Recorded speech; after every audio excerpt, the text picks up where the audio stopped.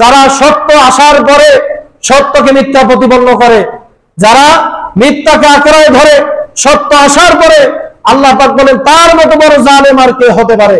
নাউজুবিল্লাহ বলবেন না? আল্লাহ পাক বলেন আমান আযলামু মিম্মান ইফতারা আলাল্লাহি কাযিবা আও কাযাবা বিল হাক্কি লাম্মা জা।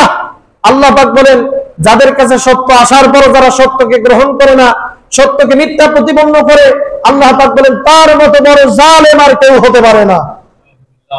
সম্মানিত ভাইরা, আমাদের দেশে ধর্ম নিরপেক্ষতা মতবাদ দিয়ে আমাদের দেশ পরিচালনা করা হয়েছে, কথা বলেন ঠিক কিনা? সমাজতন্ত্র আমাদের সমাজে আছে, আমাদের সমাজে পুঁজিবাদ আছে না নাই? ভাইরা আমার, যারা কোরআন থাকার পরে এইগুলোকে যারা মেনে নেয়, কোরআনকে যারা মিথ্যা প্রতিপন্ন করে, কোরআনের বিধানকে যারা মিথ্যা প্রতিপন্ন করে, আল্লাহ রাব্বুল আলামিন বলেন এই ব্যক্তির মতো বড় জালেম আর পৃথিবীতে কেউ নাই। সম্মানিত ভাইরা, কোরআনের বিধান যেখানে আছে, আল্লাহর বিধান যেখানে আছে, সেখানে মানুষের তৈরি করা মতবাদ দিয়ে যারা রাষ্ট্র পরিচালনা করতে চায়, আল্লাহর কোরআনকে বাদ দিয়ে যারা রাষ্ট্র পরিচালনা করতে চায়, আল্লাহ পাক বলেন এর মতো বড় জালেম আর কেউ নাই। আমরা কি জালেম হতে চাই ভাইরা? কথা